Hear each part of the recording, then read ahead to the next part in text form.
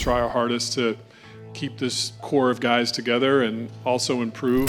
I feel like guys have felt a lot more comfortable in their roles. I'm tired of people living and dying with every single game we play. I mean, we just suck right now.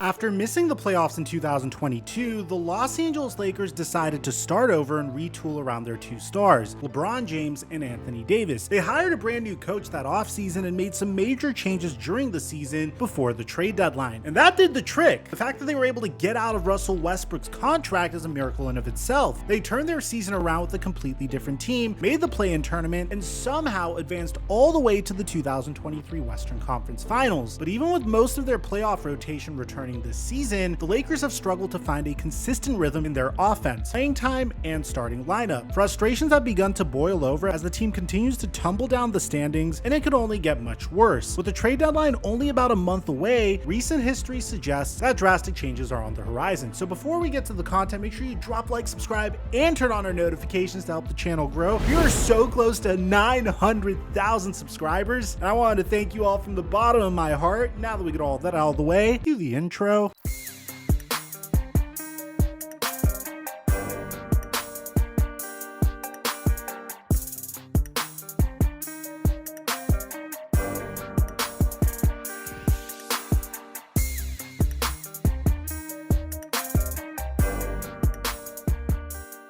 We made $1,100 off of a $20 entry on Prize Picks. And it wasn't just me, it was everyone that followed these picks on my Instagram story. And the best feeling is the amount of people that made money as a result of this. I mean, bam, bam, bam, bam! My DMs were flooded, so the best part for me was seeing you guys make money as well. But we're not done yet. If you haven't signed up for Prize Picks, use my promo code microphone to double your deposit up until $100 on Prize Picks. And I give away my picks on a daily basis for free on my Instagram story and now my Snapchat story. We're having so much fun doing this. I'm so happy that I made you guys some money. And thank you, Prize Picks, for the sponsor. Mic check 1 2 1 2. What's going on, everybody? Entering the 2023 offseason, the Lakers made re-signing their in-season additions a top priority. Despite LeBron James practically threatening retirement, General Manager Rob Pelinka said this during a press conference for their draft picks. Try our hardest to keep this core of guys together and also improve around the edges and on the margins to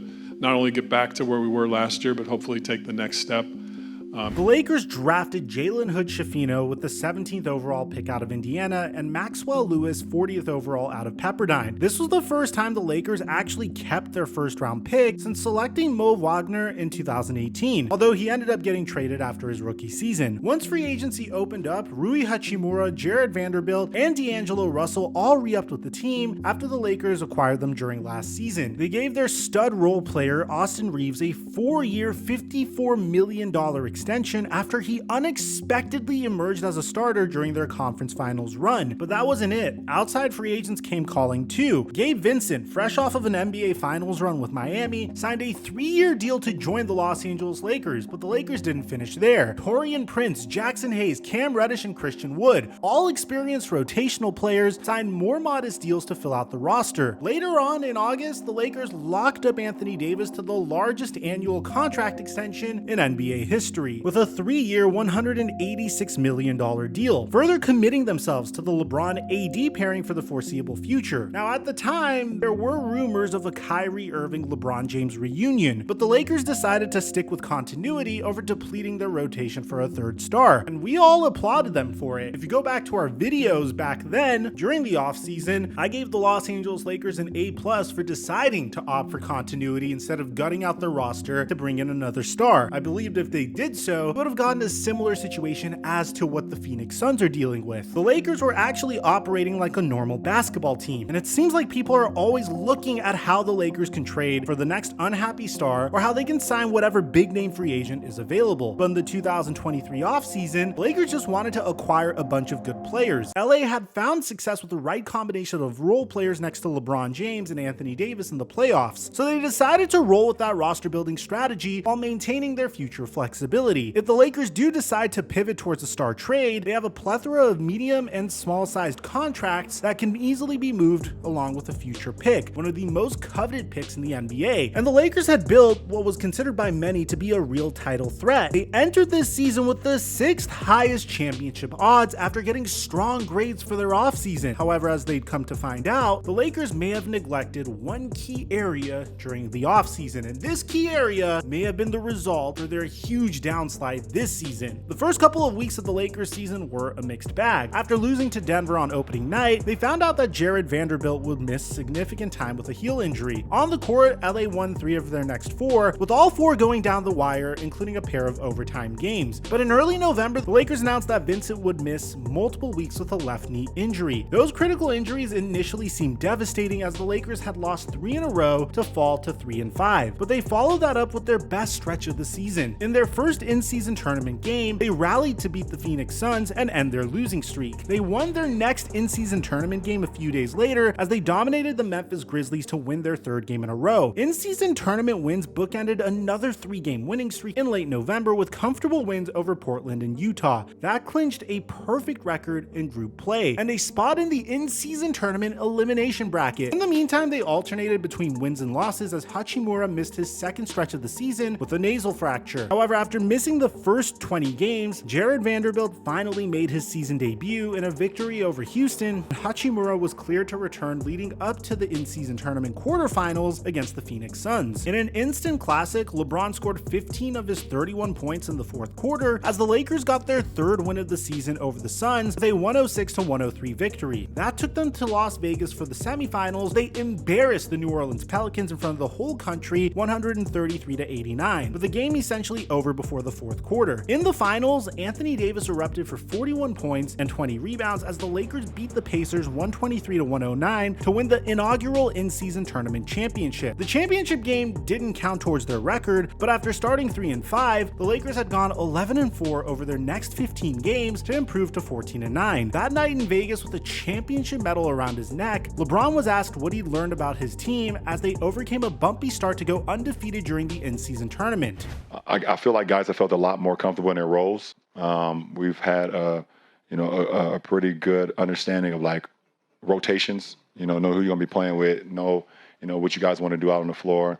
Now, if you think about it, this was a very interesting thing to say at the time, considering that the Lakers had made a significant lineup change earlier in the season. LA began the season with Russell, Reeves, and Prince starting next to LeBron and AD. But 8 games in, with the team struggling, head coach Darvin Ham made the decision to bench Reeves and start Reddish instead. Ham insisted it wasn't a demotion and talked about how Reeves would balance the team by running the 2nd unit. And although this was controversial at the time, you can't really argue with the results, because at first it worked, as Austin Reeves played heavy minutes in the next game, finishing with 15 points and 7 assists, which helped spark the Lakers to go on their 11-4 run. But this would actually turn out to be the first step that would sabotage the Lakers. You see, in the first game after the in-season tournament, the Lakers lost a close game in Dallas, who played without Kyrie Irving. They responded by edging the Spurs without LeBron thanks to AD's 2nd 37-point game. But without Anthony Davis, they lost their next game against San Antonio, who was on an 18-game losing streak at the time. While the Spurs would snap an 18-game losing streak versus the Lakers would start on their own 4-game losing streak, during which Gabe Vincent returned for a game. But shortly after, news broke that he'd be having knee surgery, sidelining him for another 6 to 8 weeks. Heading into a big game in Oklahoma City, Darvin Ham decided to change the starting lineup again, this time benching D'Angelo Russell for Jared Vanderbilt, explaining that he wanted to lean into the defensive side of the ball. Now, the Lakers won that night in a shootout 129-120, which would end their losing streak thanks in part to a season-high 40 points from LeBron James. However, that same starting unit got off to a slow start in their next game against the Boston Celtics, as they lost at home to their historic arch rivals on Christmas Day. They bounced back by throttling the hapless Charlotte Hornets before things would get so much worse. On his 39th birthday, LeBron hit what in real time looked like a game-tying 3 against Minnesota, but it was ultimately ruled a 2. The ruling was even confirmed by the league's replay center, sparking this reaction from LeBron James, who pointed out the distance between his foot and the 3-point line. He eviscerated the replay center after the game. Super frustrated in the sense of what the hell we got replay for.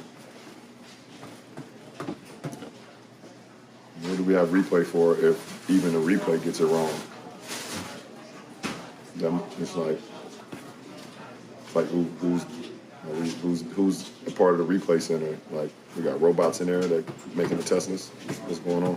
As a result, the Lakers lost by 2 against the team with the West's best record, and LeBron James's 39th birthday was spoiled. They went to New Orleans the next night on New Year's Eve, and the home team hadn't forgotten the beatdown LA put on them in Las Vegas. The Pelicans led for nearly the entire night, exacting a bit of revenge, handing the Lakers a 20-point loss. That prompted yet another change to the rotation, as Austin Reeves was reinserted into the starting lineup, replacing Jared Vanderbilt for their next game against the Miami Heat. But Miami, playing without Jimmy Butler, led for almost the entire game as they coasted past the Lakers' inept offense 110-96. And this would lead us to the bombshell report that would without a doubt alter the trajectory of the Lakers season. The very next day, Shams Charania dropped an exclusive report on the discontent surrounding Darvin Ham's lineup decisions. And this isn't that far-fetched. So far, there's been no consistency in the rotation. In the article, Charania says that 6 sources, which is an oddly specific number of sources to cite, said that Ham's decisions to drastically change the starting lineup and rotation have caused a rift between the coach and the locker room. Their starting 5 against the Miami Heat was their 10th different starting lineup this season, and 3rd different one in 3 games. The decision to bench D'Angelo Russell against OKC, leaving the starters without a secondary ball handler, puzzled many in the organization. The team re-signed D'Angelo Russell, Rui Hachimura, and Austin Reeves, making them their 3rd, 4th, and 5th highest players respectively, which is great, but all 3 of these players are coming off of the bench. D'Angelo Russell's role has shrunk since the in-season championship. Hachimura's playing time has varied wildly, and Austin Reeves has been benched for most of the season, even though Darvin Ham said that he was destined to be an all-star this season. The frustration was expressed much more publicly after the following game. In a back-and-forth home game against Memphis, the Lakers struggled down the stretch, scoring just 19 points in the 4th quarter. 30-point games from LeBron and AD weren't enough as the Memphis Grizzlies beat the LA Lakers 127-113. The Lakers' 4th straight loss dropped them to 3-10 since the in-season tournament and 17-19 on the season. And remember, 2 of those wins were against the Hornets and the Spurs. The difference in responses from Ham and LeBron James highlights some of the disconnect between the coach and players that's been plaguing the team for most of the season. NBA, man, this is a marathon. And, you know, you have to look at the totality of the picture. I'm tired of people living and dying with every single game we play. It's ludicrous, actually. It's like, come on, man, this is a marathon, and we hit a tough stretch. You know, it's the same team that, you know, we played some high-level games a little while ago, and we just got to get back to that. We got to keep the fight, though. We cannot lose our fight. Man, it was just two games, though. It was just a small sample. Everybody's getting so cracked up about Vegas and keep bringing up Vegas. It was 2 games. I mean, we took care of that business. That was the in-season tournament we played. We won it, but that was literally just 2 games. Were the cracks, were the problems that have presented themselves over the last 13 games, were they showing, do you think, prior to this stretch? I don't know. I don't know. I'm not thinking that far too in the past, to be honest. I mean, we just suck right now.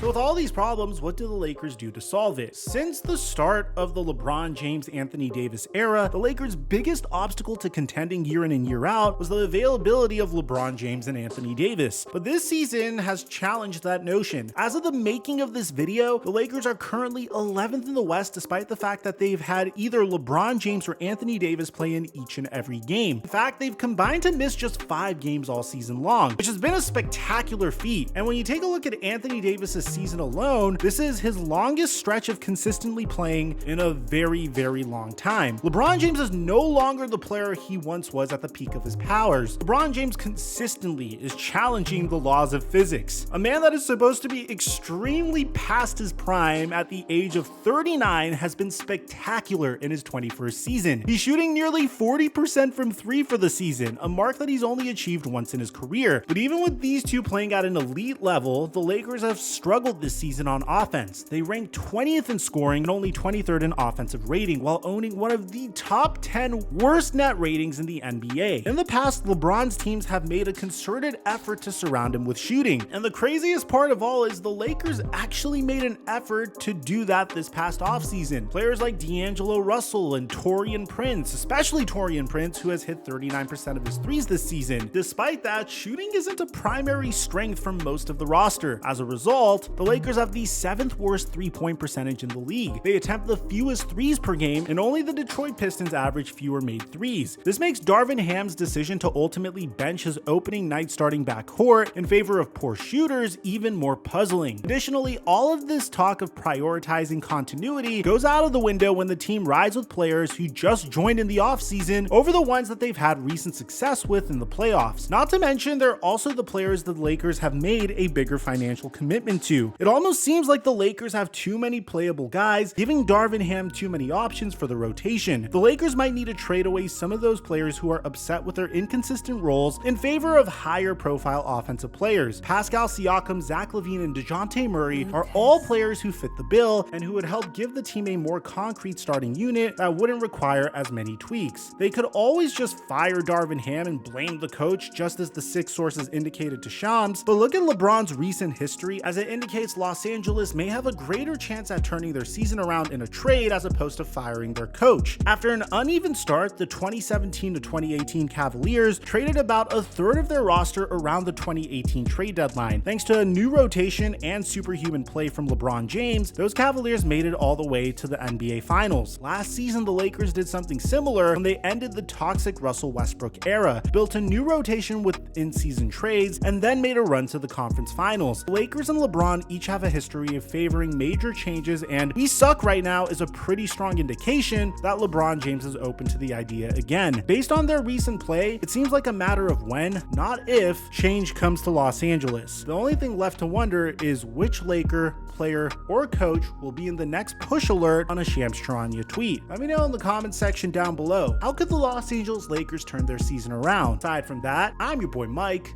and I'm dropping our mic until our next upload.